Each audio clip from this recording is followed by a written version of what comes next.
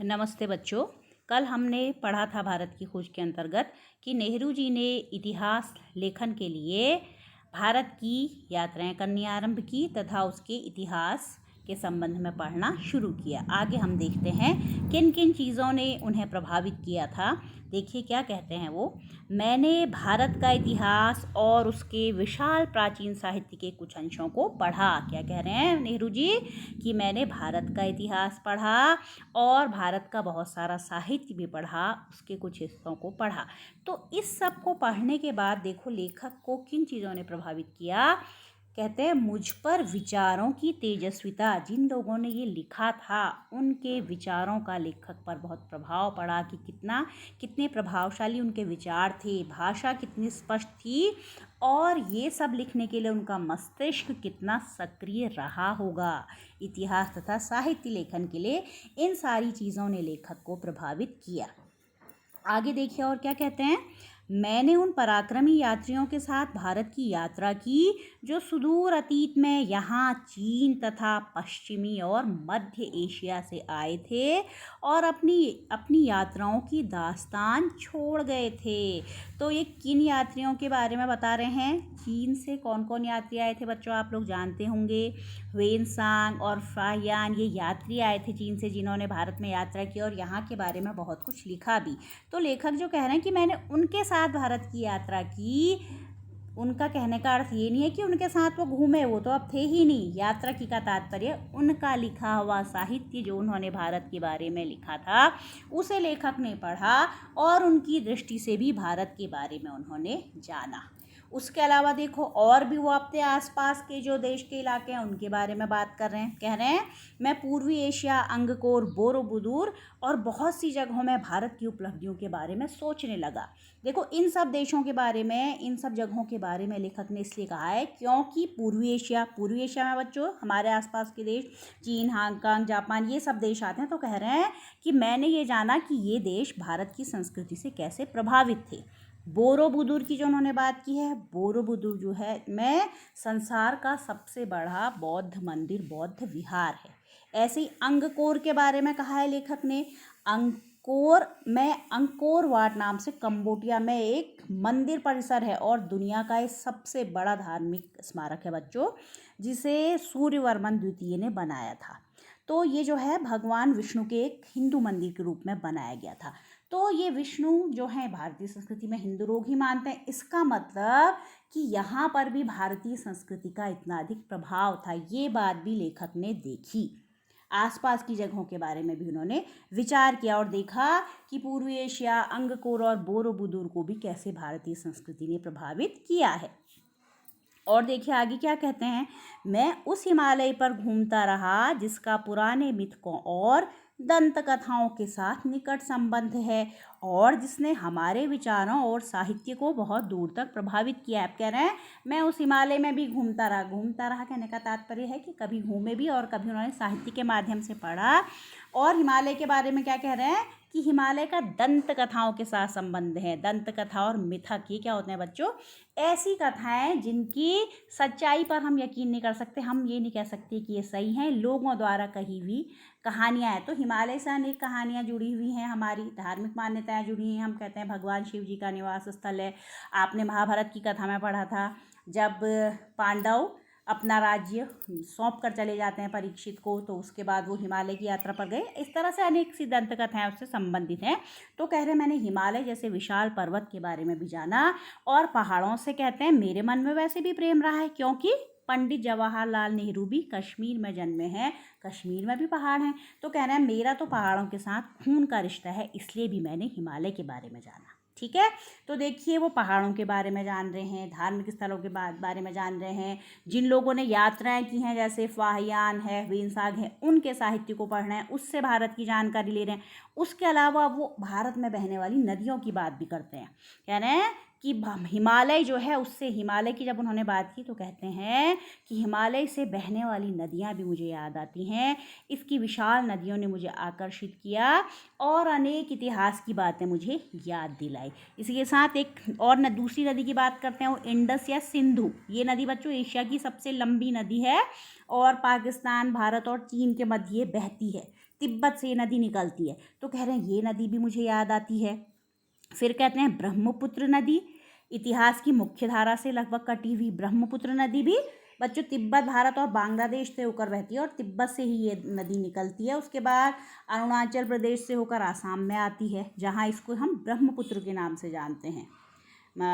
बांग्लादेश में इसको जमुना के नाम से फिर जाना जाता है। तो ये सारी नदियाँ भी उन्हें भारत की याद आ रही हैं, कैसे इन नदियों ने भारत की संस्कृति को प्रभावित किया है। ठीक है, तो ब्रह्मपुत्र के लिए क्या कहना है, इतिहास की मुख्य धारा से लगभग कटी हुई, मतलब इसका बहुत अधिक जिक्र हम नहीं करते हैं, पर पुरानी कहानियों में आज भी जीवित है और ये गहरी दरारों के बीच से अपने लिए रास्ता बनाती हुई भारत में आती है, क्योंकि तिब्बत से निकल रही है ना, तो कहना है भारत में ये फिर प्रवेश करती है और फिर पहाड़ों और जंगलों से भरे मैदान के बीच शांत रमणीय धारा के रूप में बहने लगती है बच्चों।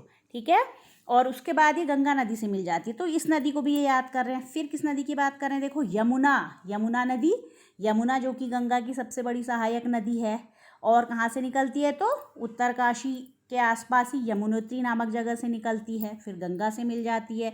तो कहना है यमुना के आसपास भी अनेक पौराणिक कथाएं भी हुई हैं, उस नदी को याद कर रहे हैं। कृष्ण से संबंधित कथाएं बच्चों, कृष्ण के बारे में कहा जाता है कि इस नदी के साथ उन्होंने विवाह किया था, सूर्य की पुत्री मानते हैं। तो इस तरह से नदियों से जुड़ी हुई पौराणिक कहानियाँ और किन किन जगहों से उनका उद्गम है, कहाँ कहाँ वो बहती हैं, ये सारी बातें भी लेखक अपने मस्तिष्क में विचार कर रहे हैं। और क्या देखिए, फिर कौन सी नदी, प्राचीन काल से आधुनिक युग तक गंगा की गाथा, भारत की सभ्यता और संस्कृति की कहानी। गंगा तो सबसे बड़ी नदी है ही, जिसकी अनेक सहायक नदियां हैं, तो उसके बारे में भी वो विचार कर रहे हैं अपने इतिहास लेखन से पूर्व बच्चों। तो लेखक लिखने से पूर्व उन्होंने इतिहास का अध्ययन भी किया, भारत की जो नदियां हैं उनके बारे में जाना, पहाड़ों के बारे में जाना। आगे हम देखेंगे अभी ये जो यहाँ राजाओं द्वारा स्थापित इमारतें हैं, मूर्तियां हैं, उनके बारे में भी बात करेंगे। देखिए क्या कहते हैं, मैंने पुराने स्मारकों और भग्नावशेषों और पुरानी मूर्तियों और भित्ति चित्रों को देखा। किस किस को देखा, कहना है मैंने पुराने स्मारक देखे, भग्नावशेष शब्द बच्चों भग्न धन अवशेष से बना है, भग्न का मतलब है टूटा हुआ। तो जो पुरानी इमारतों के काफ़ी प्राचीन इमारतें हैं या मूर्तियां हैं जो टूट गई हैं, तो उनके जो हिस्से बचे हैं कह रहे हैं उन्हें मैंने देखा। और कई इमारतों में बने हुए चित्र देखे। देखिए कहाँ की बात कर रहे हैं, वो भित्ति चित्र कह रहे हैं। भित्ति चित्र होते हैं बच्चों दीवारों पर जो चित्र बने होते हैं, तो ये चित्र हैं अजंता एलोरा महाराष्ट्र में, एलिफेंटा की गुफाएं हैं मुंबई में, इसमें ये सब दीवारों में चित्र बने हुए हैं। तो कह रहे हैं मैं इन जगहों पर भी घूमा इतिहास लिखने से पहले। उसके अलावा भारत में अनेक ऐतिहासिक स्थल हैं, आगरा में, दिल्ली में अनेक इमारतें हैं। तो लेखक कह रहे हैं मैं यहाँ भी गया, मैं आगरा में गया, यहाँ ताजमहल है, दिल्ली में इंडिया गेट है, कुतुब मीनार है, अनेक इमारतें हैं। तो कह रहे हैं मैंने इन सबको देखा और इनके माध्यम से मैंने भारत का इतिहास जाना। ये बातें कह रहे हैं बच्चों। आगे देखिए फिर कहते हैं मैं अपने शहर इलाहाबाद में या फिर हरिद्वार में महान स्नान पर्व कुंभ के मेले में जाता हूँ और देखता हूँ कि वहाँ अब भी सैकड़ों और हजारों की तादाद में लोग आते हैं, वैसे ही जैसे हजारों वर्ष से उनके पुरखे गंगा स्नान करने के लिए भारत के सभी कोनों से आते रहे। तो कहना अब मैं जहाँ रहता हूँ इलाहाबाद जो मेरा अपना शहर है, या मैं फिर हरिद्वार की बात करूँगा। इलाहाबाद बच्चों जानते हैं प्रयागराज, इलाहाबाद और हरिद्वार दोनों ही हमारे मुख्य प्रमुख तीर्थ स्थल हैं और यहाँ पर कुंभ का मेला लगता है। तो कुंभ के मेले में बहुत अथाह भीड़ होती है। तो लेखक को ये बात आश्चर्यचकित कर रही है कि यहाँ प्राचीन काल में भी इतनी ही भीड़ रहती थी, हजारों लाखों लोग आते थे और वही सिलसिला आज तक भी जारी है। बच्चों लेखक के लिखने के इतने वर्षों बाद आज तक भी वो सिलसिला जारी है। तो लेखक कह रहे हैं कि मुझे ये सब चीज़ें आकर्षित करती हैं और प्रभावित करती हैं, आश्चर्यचकित करती हैं। फिर कहते हैं मुझे 1300 साल पहले चीनी यात्रियों और कुछ दूसरे लोगों द्वारा लिखे इन पर्वों के वर्णन की यात्रा याद आ जाती है। तो इनका वर्णन जो यहाँ मेले लगे रहते थे, लगते थे कुंभ के मेले, इनका वर्णन ये चीनी यात्रियों वेनसांग फाहियान ने भी किया है। कह रहे हैं मुझे उन सब की याद आ रही जो उन्होंने इन मेलों के बारे में लिखा था। ठीक है, गो की उस समय भी ये मेले पुराने पड़ चुके थे। गो की यानी यद्यपि ये मेले उस समय थोड़े पुराने हो गए थे, प्राचीन काल से चले आ रहे थे, तो काफ़ी पुराने हो गए थे और कुछ गुम हो गए थे, मतलब कुछ परंपराएं बदल गई थी।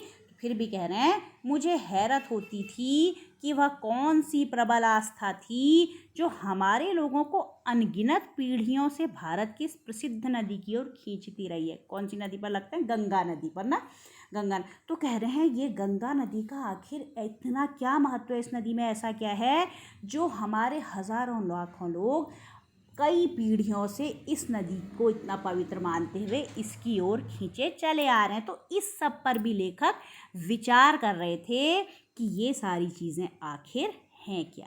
तो बच्चों, इतिहास लेखन कोई इतना आसान काम नहीं है।